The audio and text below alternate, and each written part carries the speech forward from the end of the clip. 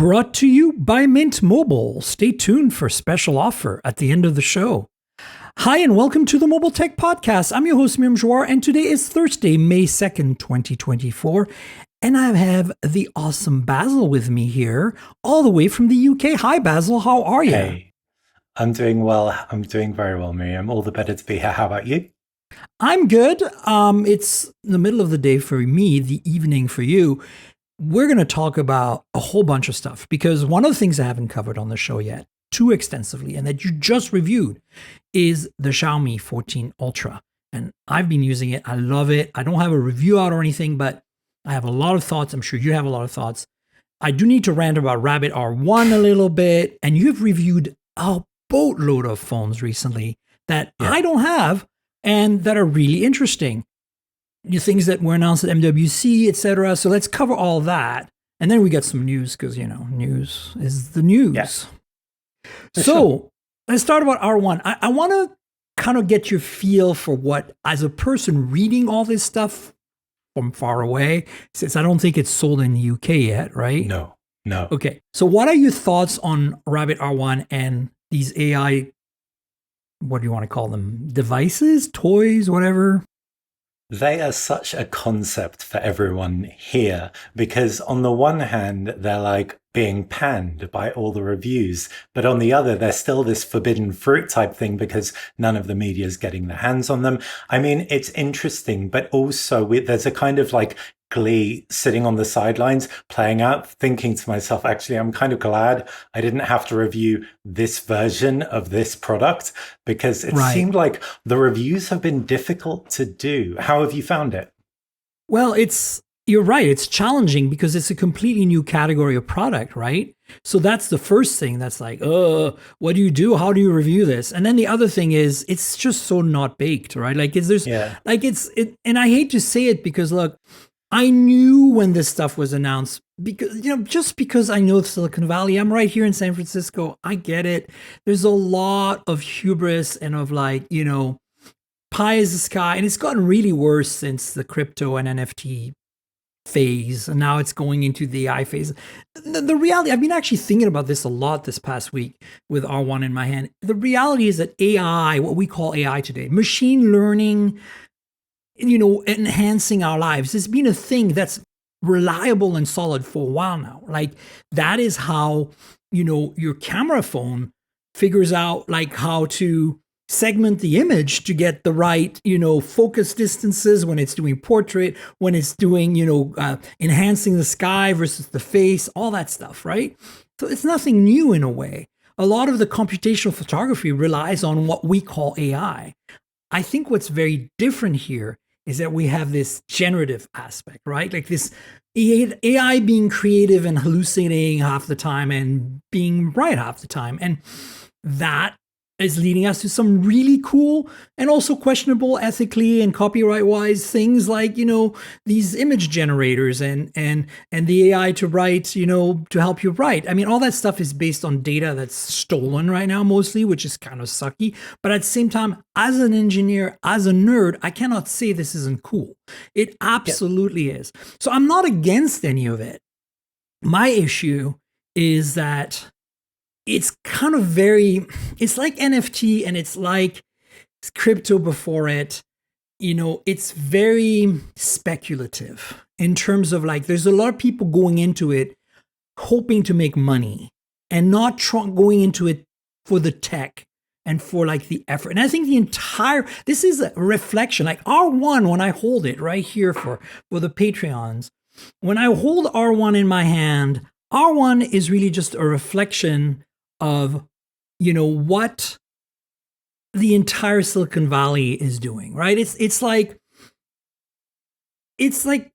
a physical manifestation of everything that's wrong with technology in the last 10 years, because it's just not baked. And it's the first time really in a long time, and it seems to be getting worse, that we're getting products that are not unfinished, right? From the get-go. And I'd love to hear your thoughts on that. I don't know if it's like the first time. Like, I don't know. Do you remember we were getting things like the HTC Boom Bass, like, and the like M7, the Max with the case that kind of didn't really, like, I don't know. I think there have been half-baked products for a while that had been testing the waters, but they haven't been grabbing quite as many headlines because they haven't touted an entirely new like category of technology. Yeah, and that's the big difference here. We've had failed products, right? We've had products that were really silly, like Juicero, right? And you could argue that, and I've been on this ride for 6 years now. You could argue that, a lot of the startups in the EV car world, the Chinese companies included, and of course I'm talking about Tesla and the others, they are very speculative in their approach, right? They are basically coming out with products that are very beta and hoping to refine them through gathering data to improve their machine learning models and through customer feedback. Like my Teslas, I have two of them in a row, 3 years each, have improved drastically in software. Not just because they weren't baked, that's the big difference. They worked from day one. They just had a lot of beta features, and those beta features eventually got, kind of like smoothed out. And also we got all this feedback to Tesla and they made the car better, right? That I'm cool with, but we could already see some of that going on. And I think the Cybertruck is a great example of that gone wrong, because just like Rabbit R1, just like Humane AI Pin, they launched this thing before it was ready, because like they promised, that it doesn't have autopilot, which is like a staple of a Tesla vehicle. Like, you know what I'm saying? So I'm like, I also think at a base level, you think about an electric car, you know why you would want one. I saw this, the R1 and the Humane Pin, and I didn't get it. And I was like, oh, maybe I'm just like a little bit like I'm not creative enough. I can't like really, but actually, no, I need a bit more conviction in my initial opinion, which is just, why does this exist? Because Right. it's like, it's another device. And that's Another what I'm trying to device. say to you. Like, Yeah. we've had failed products. We've had this beta mentality. But Yeah, yeah. You're right. the Yeah. difference here is that unlike that HTC stand or whatever that you Yeah. talk about, unlike Juicero, who actually outputted some liquid you could drink, this thing is just, what's the purpose of it, Yeah. right? And then on top of that, Humane is, the AI Pin is so expensive, and the subscription base, and then their marketing, their entire messaging around it was so full of Yeah. BS.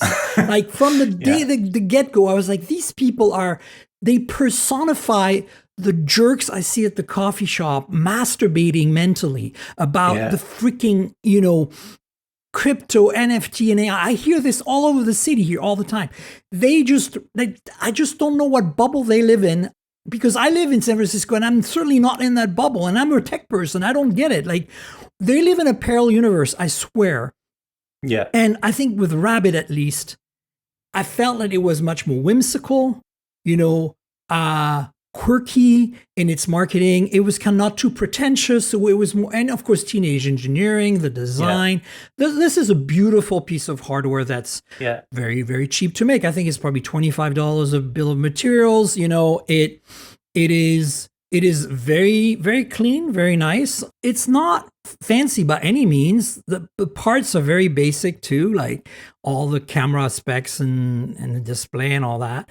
It doesn't have much in terms of ports and things, but it's fine. Like, this is basically half a smartphone, as we all know, right? Yeah, but here's the thing, like, you want this, whatever it is, to make your life easier. How's it going to make your life easier? I kind of get with a Humane Pin to a degree because it's on you. You don't have to pull something out. You can just kind of start talking to it. But with the Rabbit, you have to still pull it out of your pocket. It does less than your phone. Exactly. So while I agree with you in principle, I prefer, like, I really also like admire the fact they announced this at CES and it's here. That was pretty quick. Like, I get it's a beta, but like, this is something that a lot of companies aren't getting right. And that's what I'm trying to say. The hardware is fine. Like, I mean, for the intended purpose, and they're making a big profit on it because they need to pay for the subscription to all the AI backend. I get that. The servers that they're virtually running all these LAMs, I get that. That's cool. I'm okay with that. What I'm not okay with is that you said, I'm actually okay with the fact that we don't know what this product is about because it's a completely new category. So, we have to explore that. I agree with you 100%. Why not carry, like, if I carry a second phone instead of this with ChatGPT in it, like Nothing Phone 2A just got the ChatGPT upgrade, and so did Phone 1, and Phone 2 got it like a month ago. If I had that in my pocket, I'd have pretty much the same experience, actually way better because it's a real phone. I can do all this other stuff. So that's not in question. And I'm not disagreeing with the explorative aspects of trying new form factors and devices. I don't want that to end. What I'm concerned about here is that in a device that we don't know what it's meant to do in the first place, it is essentially alpha, not even beta, right? Yeah. And the irony of this is, out of everyone I know, I was racking my brain thinking who would actually benefit, not use, but benefit from this product. And it's my dad. My dad, it's like... Really? He isn't tech literate. He asks like his voice assistance things in the house that I set up for him, things all the time, like the most, like, is broccoli healthy, like that kind of stuff. And he doesn't like using his phone because the screen is quite fiddly. And even like, I know that the interface is a whole can of worms on this thing that is a pain in the backside from what I've seen. Oh my. Just, he would press a button and talk to it all day long. That's it. He's the only person I can think of. The problem is that half the time, what you would hear as an answer is just plain wrong. And that's okay. So let's I don't want to spend too much more time on this because I want to jump on the Xiaomi. But look, if you want my review quickly, I love the hardware. I love how whimsical and quirky it is. I love the teenage engineering vibe, the orange, the scroll wheel. The user experience around the scroll wheel could be improved drastically. There's a lot of UI improvements that can happen, but that's easy. That's easy software that they can fix, and I'm not too worried about that. I think they should activate the touchscreen for other things than just the keyboard, and they could, and I think they will eventually. But right now, I'm happy with that. My biggest gripe right now is that the 4 LAMs that they have don't work. Okay, so let's go through them. Spotify.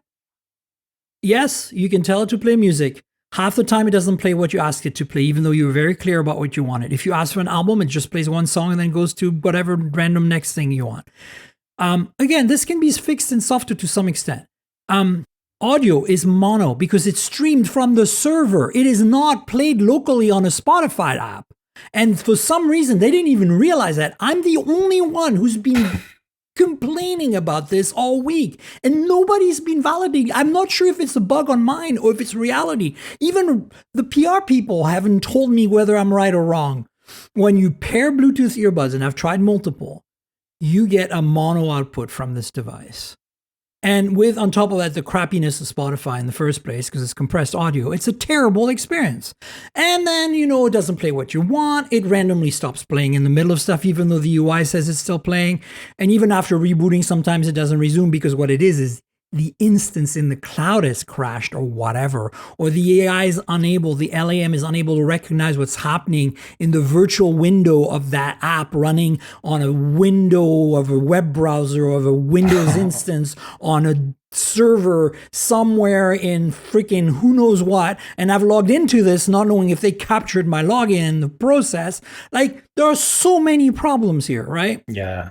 So Spotify is kind of broken, but it at least works a little bit. Mono, oh God. Second is DoorDash. I have not managed to get DoorDash to work. I get to a point where I get given choices, usually when I ask it for, like, what's a good pizza restaurant around here, and it picks places I've never been to or heard of in my own city that are not remotely near me. There are 3 pizza restaurants that are walking distance from my house. It never chooses them. And I wish after I made a query and it failed, I could just say, hey, AI, learn from this. I have 3 pizza places near my house. Look at the geo coordinates and figure out where they are. Yeah. Like, I can't do that. Somehow, that's the biggest problem I have. Like, I love that on ChatGPT, you can give it feedback saying, oh, the result was bad or good, right? The AI audio tools that I use, Ophonic, which is a French company. It's all based online. You upload your audio, you do all your tweaks, you get all these sliders. It's very professional. It's kind of very complicated. But when you get a result, you can rate the result and they will take that feedback. So that's good. But here you have no way of rating the result. And then on top of that, Uber is the same way. Like half the time it doesn't know where I am. And if it does, I'm not quite sure what I'm going to get. It's like after you call the vehicle, it's like you're in limbo. You have to actually probably pull out your phone to look at your Uber app and see what's going on. And then, Midjourney, I'm not going to pay for a Midjourney subscription, so I haven't tried it. So I don't know. And why do I need this for Midjourney? Midjourney is something I want to do on my Mac or like on a big screen to see that big image and refine my prompt. Like the whole thing is like that. And then you can't set, like, I understand as I'm next to my Google account, so I don't expect it to know my schedule, but it can't set timers. It can't, how can you not set timers? Like, can't you just like fork that out to like Google Assistant or something, a public version of it that it does that for you? Like forget it, guys. Just don't spend your money on this. Let's see how it develops. But ultimately, we found out this week it's just an Android app. No surprises. Running on top of a slightly modified Android open source distribution, AOSP, that has apparently the Android app has a lot of permissions that you can't normally get to an Android app because it's kind of the kernel and the whole Android OS on this thing have been modified because you don't want the barriers that it wants to be able to read the screen and access every microphones and whatever, right? So I get all that and that's totally fine. But there's no reason this couldn't be an Android app, right? We know that now. Yeah. And in fact, I'm really looking forward to somebody breaking the bootloader on this and flashing some kind of like generic Android build on this thing. It'd be a cool little mini phone. Yeah. And that's, and there's so many other things. And Basil, you know this about how this PR was handled around review units and stuff that, as a journalist, it really irks me because normally I get a review unit. I don't spend my own money on something, especially something that's as iffy as that. Yeah. All right, let's talk Xiaomi before I fucking lose my mind here. Much happier subject by the sounds of it. Yes. So you've just reviewed it. You've given me 3 links to 3 different things. I'm going to post your YouTube video because YouTube video is awesome, right? People can relate to video really well. Yeah. But what other T3? So T3.com is for anyone in the US, a more lifestyle type tech publication here in the UK. And Digital Camera World is for the camera geeks. That's right. Yeah. And the YouTube video is for... This is your world. Yeah, that's why I posted it. And I don't have anything publicly out there other than a few photos on Instagram. Here's the thing you need to know. This is by far the best camera on any phone I have ever used.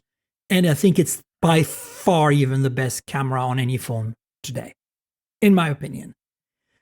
Am I happy with the output? Most of the time. I do think they lean more into this as a camera experience than a phone experience. And I kind of want the best of both worlds.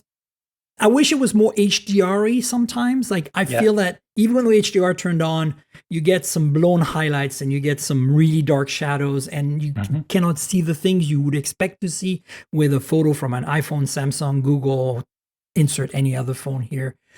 And that is on purpose and chose, and I've tried the different, Leica profiles. That's the only thing that I wish that was only the case in the pro modes. Yeah. Or the master modes or whatever. Other than that, the hardware, the software, it's just, wow, the aperture, playing with the aperture, it's just a game changer. Yeah.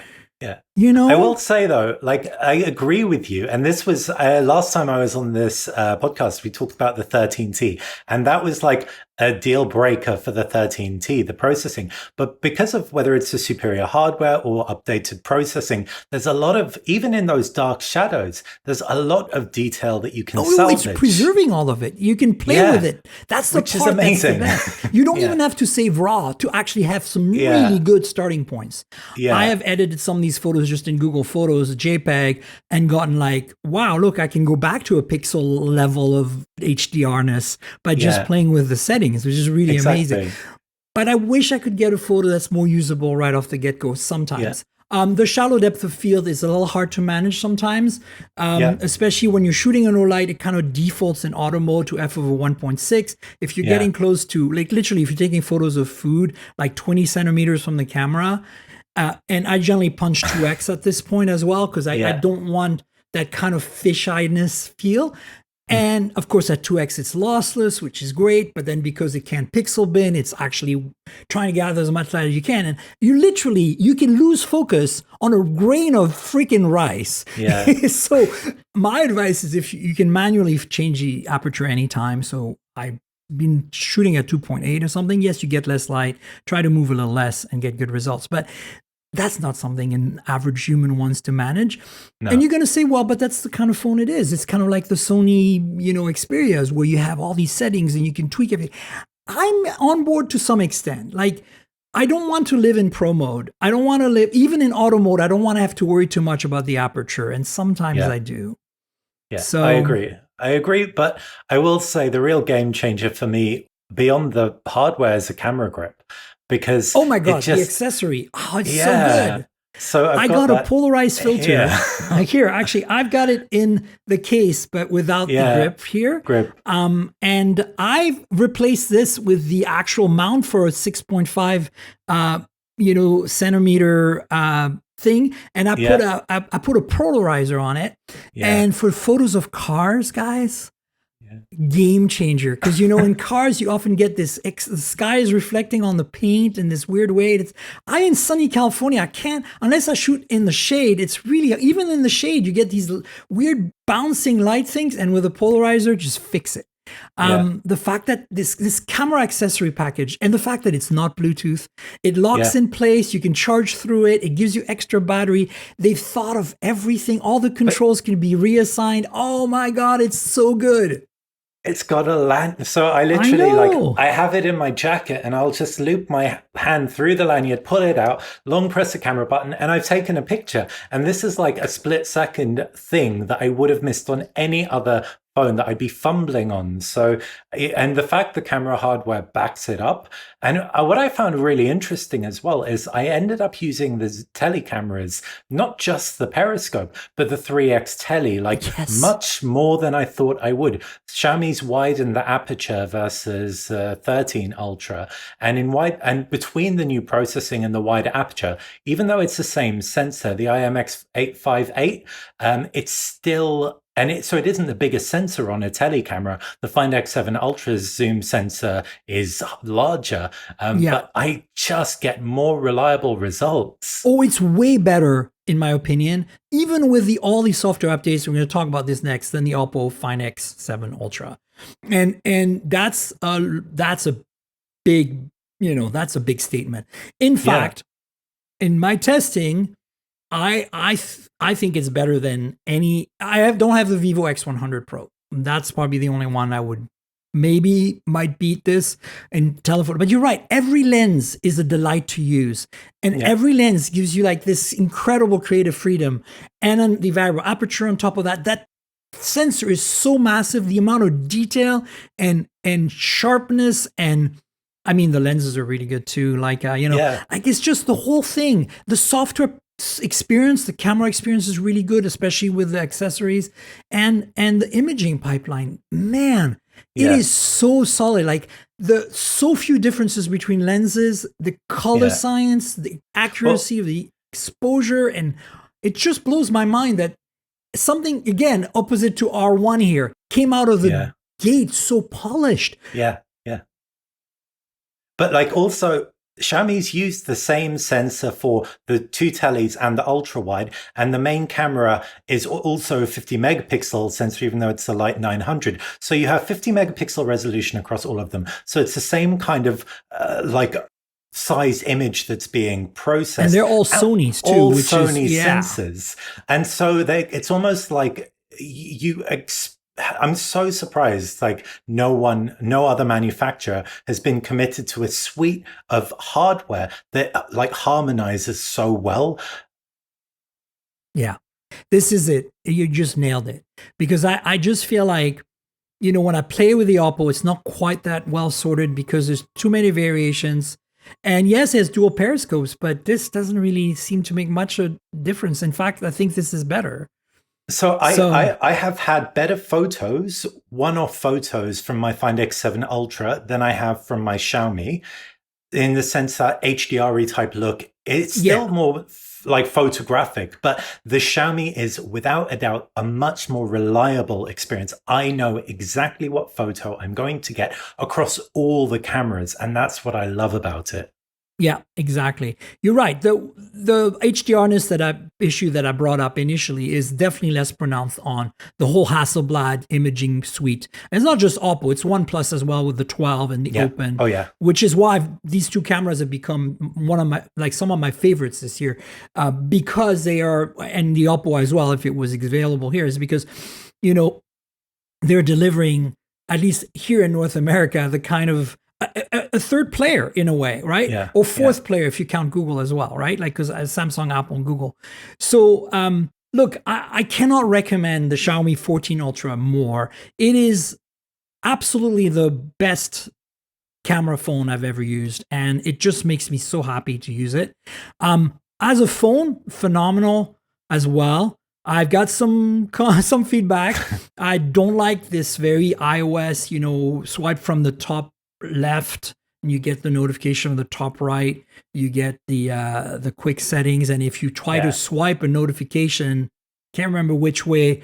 I think from right to left, you end up in the quick settings. Yeah. You have to dismiss Yeah. them from left to right.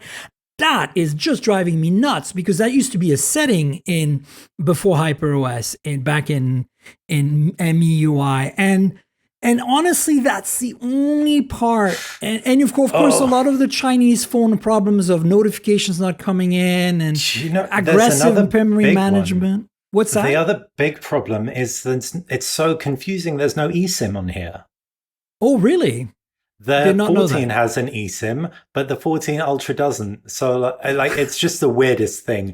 And I agree with you. The interface, like, also, I need to like accept cookies in order to change my wallpaper because it wants to run a themes app instead of just a wallpaper.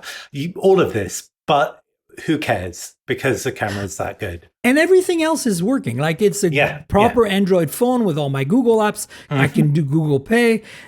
I just don't have any major complaints on that front. No. But I think that we should talk about the Oppo a little bit. I did a comparison when I was in Antarctica because I went to Antarctica in February with my spouse Theo. We planned this a long time ago, and we managed to squeeze it in earlier than expected. Something we were planning to do in 25. We wanted to do it in 24. Awesome. But I'm like, oh, crap, like I need to bring some phones with me here. What do I do? Which ones do I bring, right? So of course, you know me, I travel with a half dozen phones all the time, pretty much, or more. So it's not a big deal. And I grabbed, as for photography, I grabbed the iPhone 15 Pro Max, the Samsung Galaxy S24 Ultra, the Pixel 8 Pro from Google, and then of course the Oppo Find X7 Ultra, because at the time Xiaomi wasn't out yet. So I would have probably brought the Xiaomi with me. And with my intent here was based on my Hasselblad OnePlus Open OnePlus 12 experience was that the Oppo would be my main phone for all content other than maybe video. And because I also did some spatial video, which is cool. Nice. For some people who have a Vision Pro to watch it with, or if you have a Quest, because I believe that there's a way to do that now. Anyhow, I wrote a story for Forbes. I'll put the link in the show notes. Check it out. But the bottom line is this. Video, Apple still wins. Yes, Samsung's really good. Google still, Apple, definitely not a video device, in my opinion. Okay. Fine, but it's not going to be a game changer. If you don't have an iPhone, you have an Apple, you're going to be okay. It's just compared to what Apple does, like just wow. So I did most of my videos on the iPhone, and then I wasn't quite sure where the Samsung would fit in. I brought it because I'm like, it's very versatile. It's very well sorted usually. At this time, we'd gotten a couple of software updates already. The very initial quirks had been fixed. So I was like, let's see how this does. And to my surprise, this is my takeaway, because that's the closest thing to the Oppo. 4 cameras. It just was better over 12x. Like anything below that, the Oppo kind of nailed it. Yeah. But yeah. 12x and more, I don't know why. It wasn't that great on the Oppo. And I think since then it's gotten software updates, which I think have improved that. And then so I quickly ended up using the Samsung for very far reaching zoom. And then I used the Oppo for everything else because the ultra wide is so good. The 1-inch sensor is really great as well. And then of course that folded telephoto, for both 3x and 6x, which, I've already experienced from having the OnePlus phones, right? So that was it was good. And then Google, though, where does Google fit into this? Well, this is the thing. If I had to capture something in the moment quickly, especially that had people in it, and I wanted that just consistency you get on an iPhone, but on an Android. And that's when I pulled out the Google. All the pictures of food on the boat, of my spouse, of myself, with selfie, all of that was Pixel.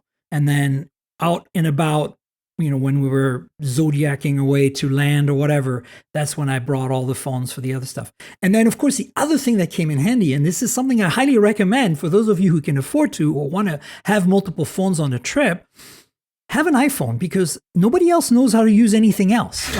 Like when I handed the iPhone to the 60-year-old couple that was with us in the Zodiac to take a picture of Theo and I, they knew exactly what to do. I didn't have to set the camera, tell them what to press. It was the perfect phone to lend to complete strangers. So There's something to be said about that. Of course, disclaimer, I went on a cruise. It's an expedition. It's run by an American company. Most of the people on the ship were Americans. So, your mileage may vary if you're in Asia and Europe, obviously, because maybe people there are more familiar with the Google Pixel or the Samsung or the Oppo. I don't know, right? Yeah, I'm excited. Is there anywhere we can see more of the photos? Yes, from your trip? I will actually, in the show notes, I will put a link to my entire photo gallery on Google Photos. You can actually click on the info up there to see the EXIF data, figure out which phone did what. You'll see there's some OnePlus Open photos in there too, because of course I had to bring a folding phone with me to be productive. And at one point, I think when they were giving us a tour of the submarine, there was a submarine in the ship that we took to go underwater and see some stuff. And it was a kind of crazy trip. For some reason, that's the phone that was in my pocket. So I grabbed the OnePlus Open and took all the photos of the submarine, as they were showing us the $5 million high-tech, state-of-the-art, giant plexiglass bubble submarine we're going to be in.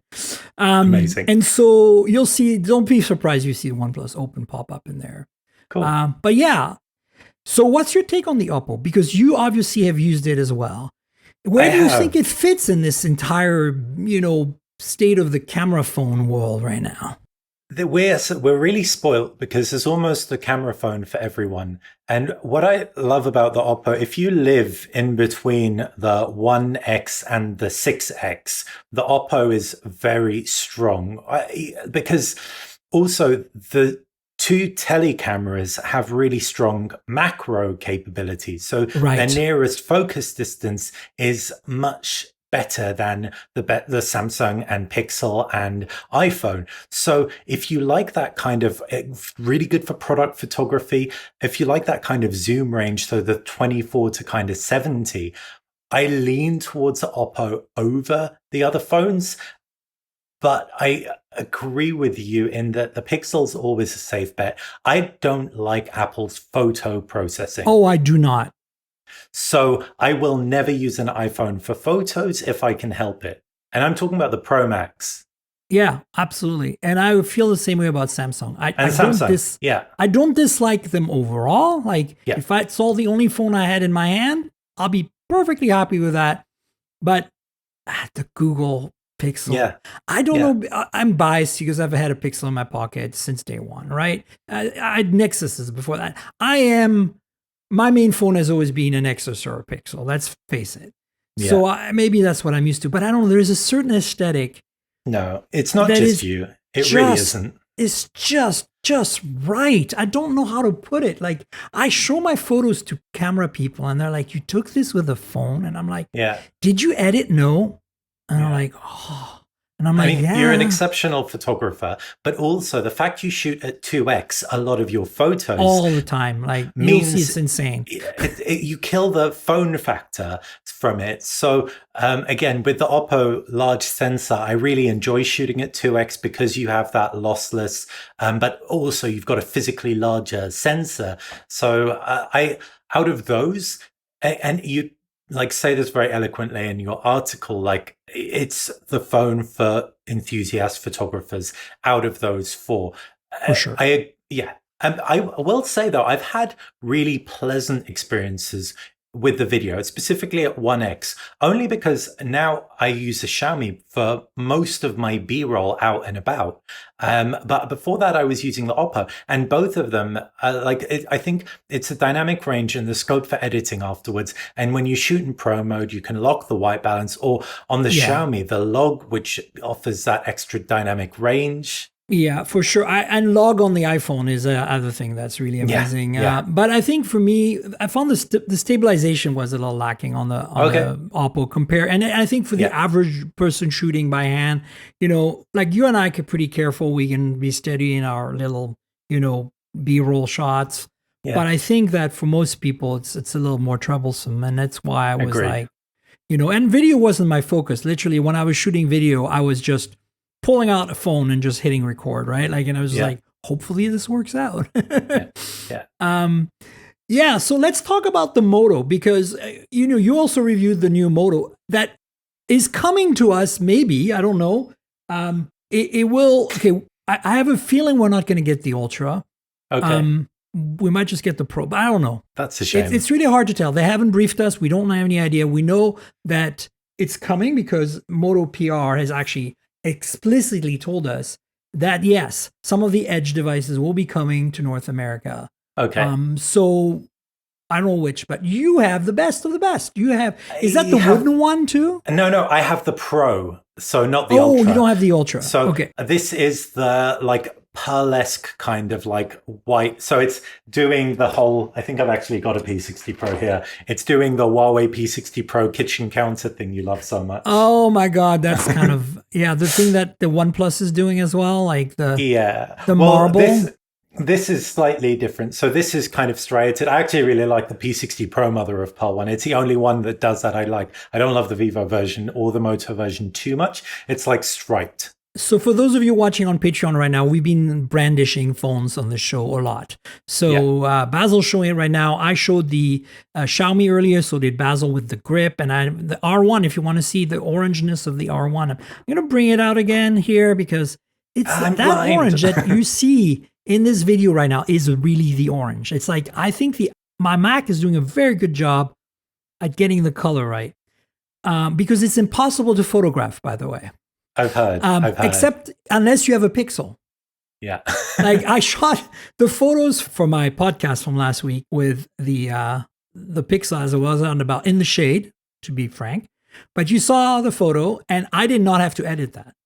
Nice. Like that's what I'm talking about, Google. Like I do all my product photography with my Pixel 8 Pro because it's just so much less work. I'm lazy. I don't want to spend time on this stuff.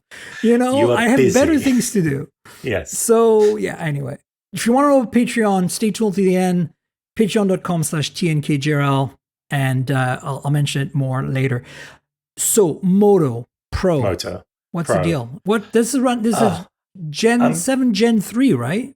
Yeah, I'm going to say something that's going to get me in trouble, but Moto should have gone MediaTek.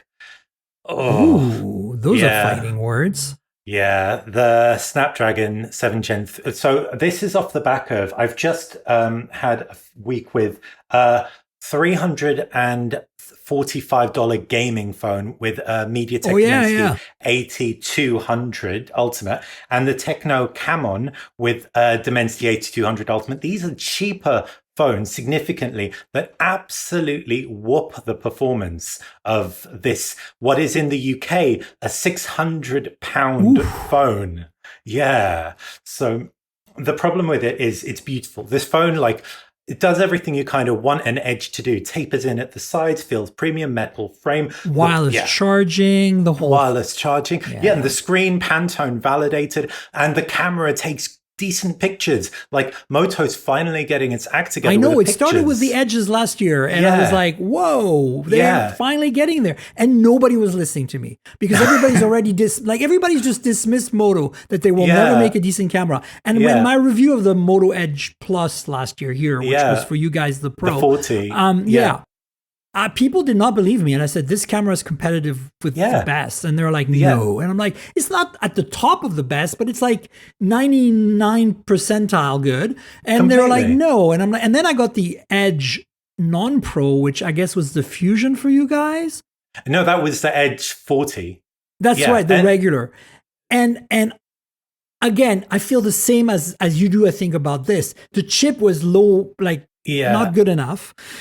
And then the software probably needs some optimization, but the camera actually really surprised me on the Edge 40. But you see, the Edge 40 now here in the UK costs it's under nothing £300. Here. It's $350 here now. Yeah, which is incredible. So and I don't know if you know this, but in the US, our MediaTek chip was a lesser chip than the one on the 40 in Europe. Because I think you guys got a 7200 or an 8200 or something. Okay. I can't remember. But we got like a 7020 or something. You know what I'm saying? Like that. Yeah. The ones that used to be the Dimensity 1100 that have been renamed. Yeah. So, so it feels to me like this is also possibly a software optimization issue, right? Now, yes. Now, here's the thing. First off, if you aren't taking photos of like kids, pets, etc., you might be okay, but it has the craziest delay. When you take a picture, you tap it, you wait for the processing. What actually happens is that this placeholder image that you see on your screen after about 2-3 seconds, maybe longer, completely changes. So this is obviously the software optimization, but also based on the price, £600 here, which is like the best part of $800 in the US. You don't want this kind of chipset. No. You know, the Buy Nothing Phone 12. 2. Yeah, OnePlus 12, Nothing Phone 2. There are so many good phones. I know. Crazy. So I love so much about this phone, but it is its Achilles heel is its performance, and whether that's optimization or just a chipset. I haven't had any of those issues with the Dimensity 8200, which is a last year chipset, let alone the 8300, which is in the Poco X6 Pro. Yeah, I've got that. Yeah, it's pretty solid. Yeah. Snappy, super snappy, cheaper, 512 gigabytes of RAM. Also, oh my gosh, I didn't even say it. So this has, I think it's UFS 2.1 storage. What? Yeah. That's like 5 years ago. Or something. Yeah. They prioritize design, screen, and but it takes beautiful photos. That's been the story with the Edge non-Pro, non-Ultra for a while, though, to be honest. I think they could do a little better job. But look, I'm actually excited to see what the Ultra brings to the table and if we get it. Yeah, definitely. The wood one, I've used it. It feels super, super nice. Also, don't forget, this phone, I don't know how much of your listener base is in India. This phone costs half the price in India. Of course. So it's like £300. And in typical Moto fashion, you know that 3 months from now, that phone's going to be half the price in the UK. And whatever equivalent we get here will be half the price in the US. Yeah. Crazy. So that's why I'm like, watch this. This is a good phone at the right price. Right. Well, let's see how it develops. I want to chat with you quickly. So you mentioned the Techno, and I want to just maybe quickly segue into that because the cameras, especially on the Premiere, seem really fascinating to me. Because there's a dedicated chip, correct? Yeah, so there's a dedicated imaging chip. We've seen dedicated chips before. So the OnePlus 12 has a Pixelworks X7. Yeah, a lot of OnePlus phones have the Pixelworks chips. Exactly. Yeah. So for upscaling, and this kind of Techno wasn't super clear. In fact, I haven't published my review on this because I haven't even had pricing through. So I don't know how much it's going to cost. But I've created the review. It's a very compelling phone. The video looks great. The front camera has autofocus. The main camera takes decent photos, a 3x periscope. I've put published a portrait photo of my partner on there, like taken on it with no portrait mode, just the 3 times. Really nice. The best techno camera phone I've ever used, hands down. You know, the Canon series from Techno, I've had a few of the older ones, have always impressed me for imaging. And, and I mean, you know, I'm not an expert. Well, I've got a lot of experience with camera phones, so you know, that's why I got excited when I saw this, you know, Techno Canon 30 Pro and Premiere come out. It was like, this has my attention, right? Yeah, and it's got 350 megapixel cameras, and it's the first techno phone I've seen, at least, with a periscope camera.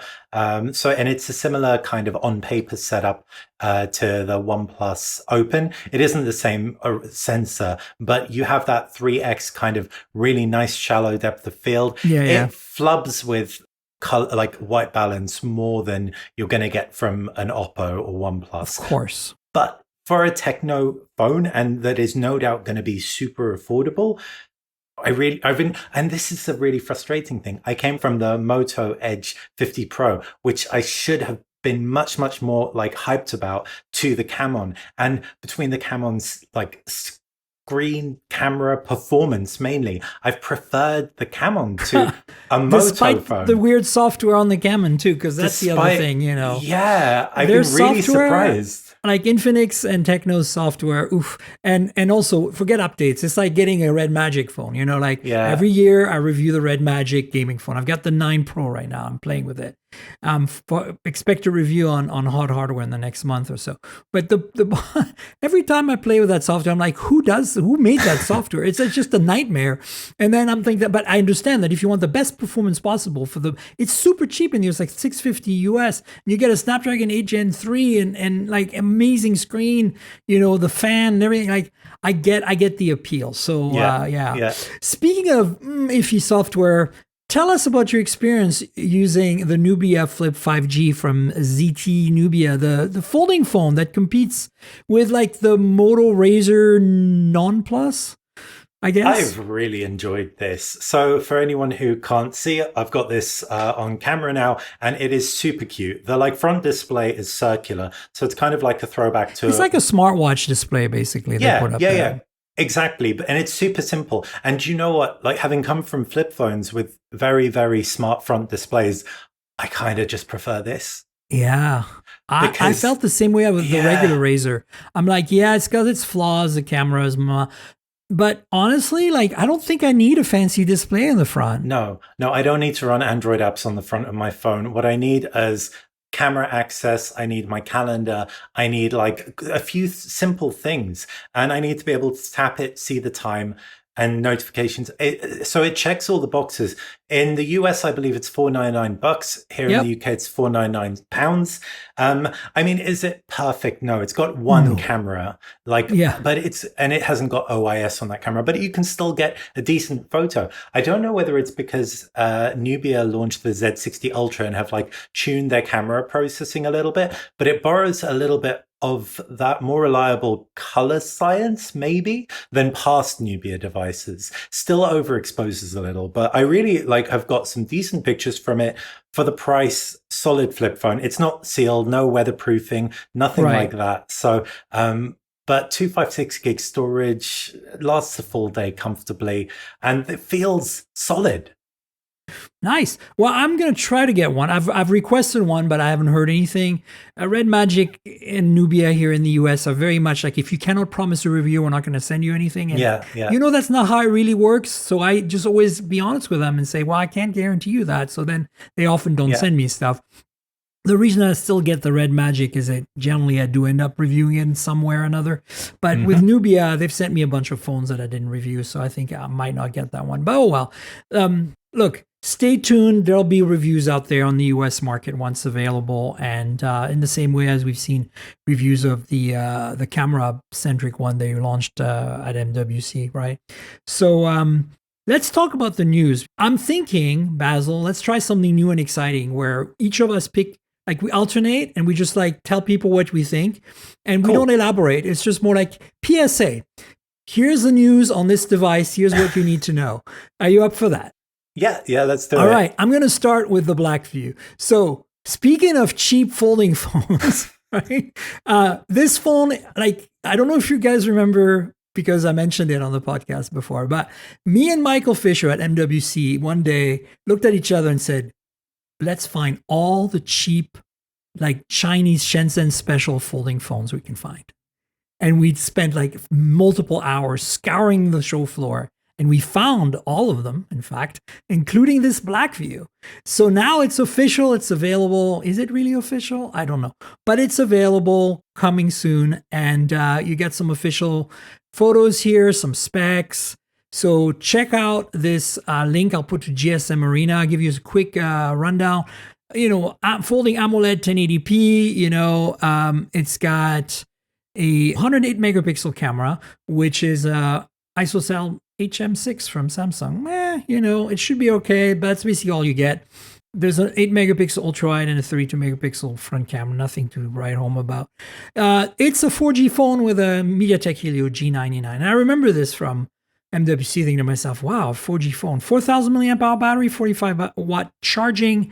And yeah, basically straightforward. I don't know if the display is 60 hertz or higher, but yeah, I don't know pricing either. Should be cheap.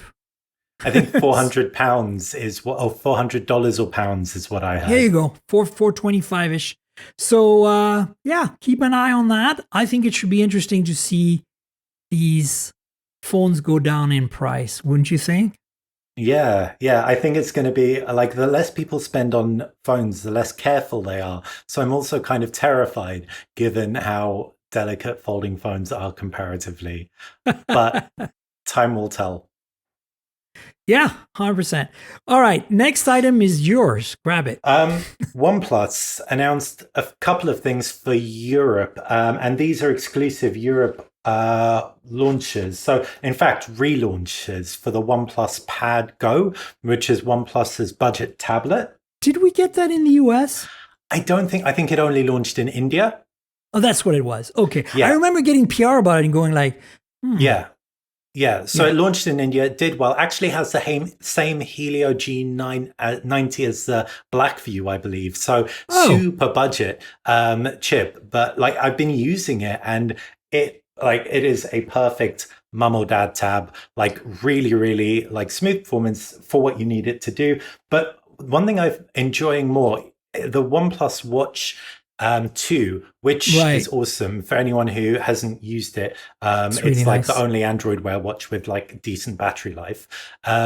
What's cool about the update is it's available in new color blue. That's nothing special, but the fact that OnePlus has improved the heart rate reading by creating these straps that I'm going to put mine to the camera, these straps that seal any light leak. So you'd think a new color wouldn't be that big a deal, but the new leather strap actually supports a sealed light leak. So anyone who wants super accurate heart rate tracking, the OnePlus Watch 2 in blue. It's like, I don't love the color. It's also leather and I'm vegan. So like I probably wouldn't wear one myself, but the color is officially Nordic blue. Nordic blue. Get the idea that I wish it was vegan leather. Yeah, because but durability, I kind of get. Yeah, why. The silicone, it's a little. They're a little. It feel a little cheap to me. I mean, they're not bad quality. I'm saying, but silicone always feels a little cheap to me. It's not the quality of specifically the OnePlus straps. Yeah, completely. And actually, if you take a look at the Nordic blue, it looks very cool. It looks very classical watch-like. So I do actually like the style. But if you are averse to wearing leather, then it won't be for you. So that's the OnePlus. Well, the green one is nice. That's the one I have. Yeah. Absolutely. Okay, the next one we have is the Nothing Phone 2A in blue. Speaking of blue. Nothing has launched another color. It's India only, but it's blue. That's basically all you need to know.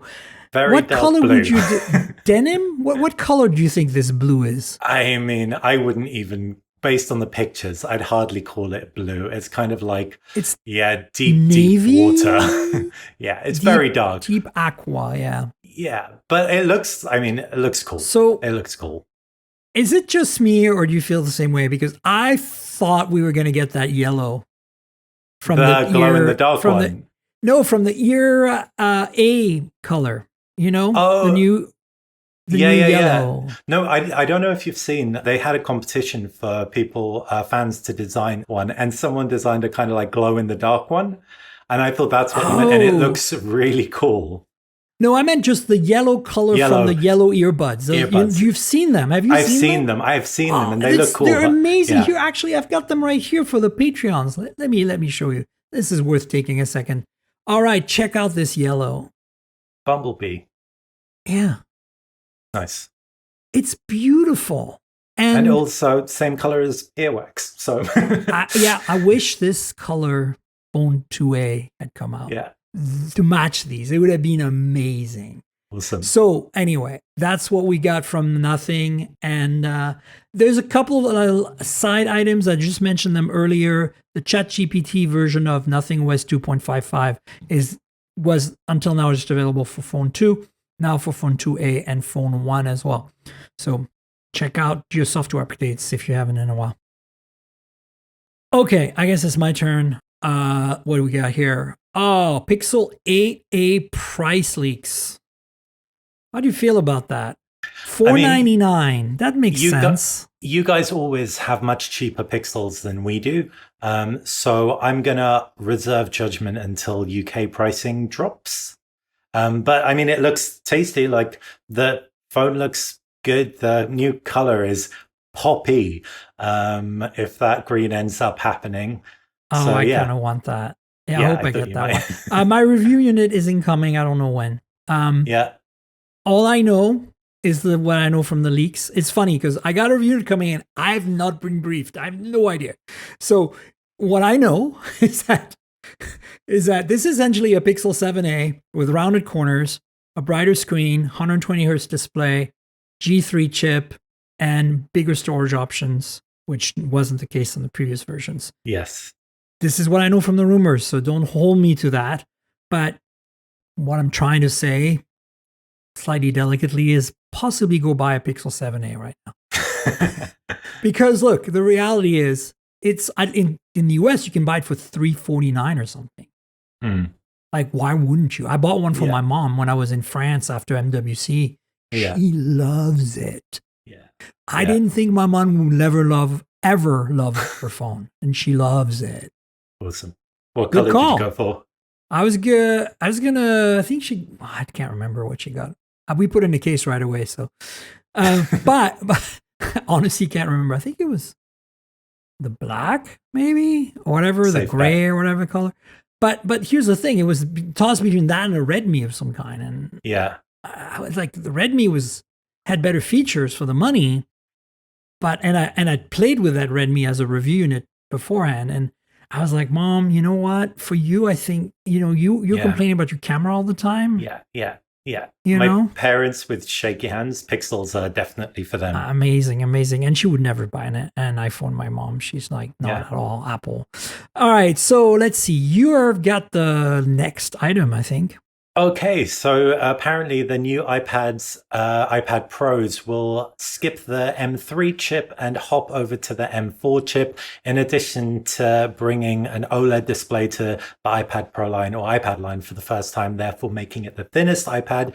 We're also going to get to debut the M4 chip, which is really interesting. What do you think of that, Miriam? Hey, I'm puzzled by that. I mean, look, I'm not surprised we're getting iPad Pros revised with OLED displays, all that. The leaks have been kind of coming in. This is a rumor, by the way, so just but the data has been coming slowly, and it makes sense. We've been waiting for iPads for a while. It's been a while. M4 though has got me raising both my eyebrows because I'm not very good at just raising one eyebrow. But honestly, like, really, Yeah. What does that mean for the Mac? Because you just launched an Air with M3, and so from what I've read, it's all around messaging to do with AI. And so that's the justification for the rumor. But I'll be, whatever it is, I have one of those kind of like excellent 2018 iPad Pros, but now it's starting to not run DaVinci with 4K output. It's not running like certain software. So it's only starting to creak a little bit. So I'll be getting one, and I cannot wait because I've waited for a long time for an update. Well, that's exciting. Yeah. I'm really curious about this M4 thing. That is Me too. and the whole AI stuff that's going to be announced Yeah. at Worldwide Developer Conference. So yeah, it's interesting because we're also probably going to get something from Samsung that's AI centric, and then Google I/O is a few weeks away. I'm going, and Nice. also that's probably why we're getting Pixel 8a seeded to us now because they'll probably announce it then. It'd be interesting to see how much of the Pixel 8a experience emphasizes AI. Obviously, whatever it can do with the G3 chip, the 8 Yeah. and 8 Pro can do, so it could retroactively, whatever they announce that I/O would run on that. Whether it's Yeah. available out the gate or not is what I'm interested to find out. If the Yeah. 8a, wouldn't it be amazing if the 8a is the first Pixel phone that has that kind of AI stuff baked in from the get-go or shortly after launch? It is. So Oppo, I don't know if you got all the stuff about the Reno, I think it's 11F, which No. has all the AI photo editing that's from the Oh Find yeah, X7. so I got the update from my Find X7. Find X7. So Ultra, yeah, Oppo's launched the 11F, which is super cheap in Europe, like comparatively, and that has all of that AI stuff. And they've kind of said you're not going to be charged for it. So they're like more brands are trying to weave in AI into the like more affordable offerings. It's happening, folks. We It cannot is. escape the AI. No. Well, I think this is a good way to wrap up. Like, there's way more news this week. I had to filter. I'm sorry. And Basil has more reviews coming. He's going to send me the links to whatever else we've talked about on the show that we didn't get links for yet. And we'll have all that in the show notes for you. So, Basil, you want to tell folks where they can find you on the internet, where you write, all your social media handles, all that good stuff? Yeah, so I'm on Twitter Basil_knows, as in KNOWS. And I have a YouTube channel, tech_edit, and on Muckrack, which is a journalist site. You can see where I've written stuff for Digital Camera World, T3, etc.